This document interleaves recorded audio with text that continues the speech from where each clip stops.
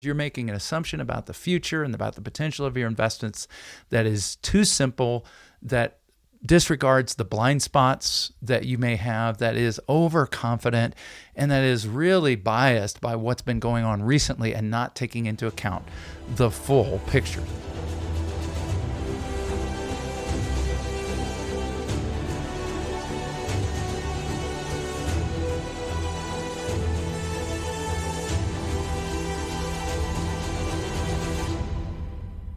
Hey folks, this is Colin Richards, president and founder of Lord & Richards. And once again, I'm excited to be talking to you about issues related to those who want to become financially independent. This is our aim, our focus, our desire as we're helping clients just like you, people walking the same path in many respects, who are just looking to get safe and secure in retirement so you can retire without worry. And we're doing that every single day. And in our previous segment, we talked about this question of how do I know I have enough? When is enough enough? How do I know? Because eventually many of my folks that I'm talking to are going to want to step off the treadmill and hopefully be able to live off the fruits of many years of hard and sometimes difficult and sometimes painful labor. And others, are going to just enjoy working forever and they love that, but they want to make sure that they have a financial safety net for that inevitable time when our health no longer allows us to perform at the same level and therefore generate the same level of lifestyle. Then we're going to lean on those investments. So whether it's a planned retirement or something you want to make sure you're prepared for if and when that happens, the first thing is to know, do I have enough? And we're going to help you take care and answer that question in a simple financial independence review, a meeting where we talk together about what your expenses are in retirement. What are you currently invested in, and how can we help you make sure that those investments never run out before you run out of life?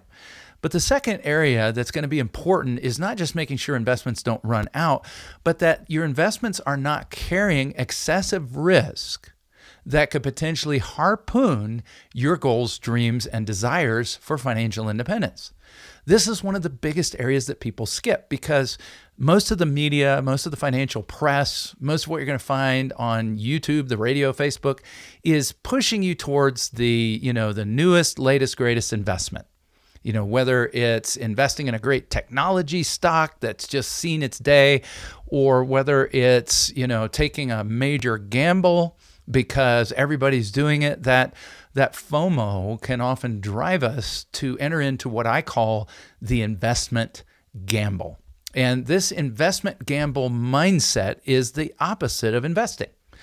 There is always an element of risk. And so I don't mean to say that gambling is the opposite of risk. But what I do mean is there are kinds of risks that are acceptable, that are manageable, that can be part of your plan.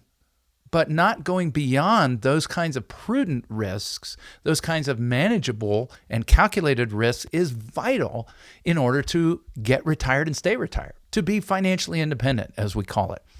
One of the areas that enters in so often to the decisions people make about their own investments, especially when self-managing, is what's called recency bias. This is an assumption that what has been happening will continue to happen. And unfortunately, we're all wired this way. There's a psychology to how we operate. There's a mental framework that we all come out of. And often it's only with the help of a professional who is used to navigating the choppy waters that we can kind of throw off that kind of bias, because recency bias will hurt you. Think of it from simply one perspective. Jumping on board, bandwagoning a stock that has done well recently. Well, what has usually been the case is that recent good performance comes to an end right as we jump in, right? Buy high. We don't want that. One of the other problems is overconfidence. The assumption, because maybe I've read some articles or I've heard somebody talk about this on the radio, that I know everything there is to know about risks and I've fully accounted for them. Anybody who assumes that, whether they verbalize it that way or whether they're simply operating that way with a high level of overconfidence, is really setting themselves up for a fall. I know that's not you. You're not going to do that. You're not going to say, look, Colin, I've accounted for everything. Recently, we had somebody who literally felt that they had accounted for everything. And as they sat down with one of our gifted and skilled certified financial planners, they realized, oh, wow, there's actually some exposure here that I wasn't thinking about. And that's just the benefit of us helping thousands of people just like you. I personally have helped thousands of people, as well as members of my team, to walk this road. And it is a road fraught with pitfalls and difficulties. But it doesn't have to be a road that we walk in fear. I just want to avoid the pitfall of overconfidence, assuming we've got it all together. Blind spots, whether you're investing or whether you're a business person, you know this. What am I not seeing? Right? Driving a car that doesn't have some of the modern bells and whistles and alarms, cutting into a lane where you have a blind spot, maybe over here to your left, can be a dangerous maneuver that could result in even a crash or a fatal crash. The same thing can happen in business and finance by not knowing what you don't see, right? So learning to ask the question, what am I not seeing that could hurt me? Getting a second opinion, asking somebody to say, hey, could you look at this from a different point of view so that I don't overlook something that could potentially hurt me? This is even more important than what I am not seeing that can help me, right? That's our focus often, isn't it? Hey, where's the opportunity? Where's the opportunity? Hey, I love that. I love opportunities, and we're always looking for those. But it is more important to find out what you're not seeing that can hurt you than to spend all of our time focused on what we're not seeing that could help us. Granted, there's a balance. And that goes to oversimplification. So we've talked about recency bias, overconfidence, blind spots, and then oversimplification. In our investing, assuming that just a single product or one or two strategies are sufficient to address the complex world of planning for retirement would be a grave error. Okay, you would be taking on so many different risks. I meet with people all the time, say, I've got this one thing and this is where all my money is because I'm going big or I'm going home. Well, we don't want to go home, right?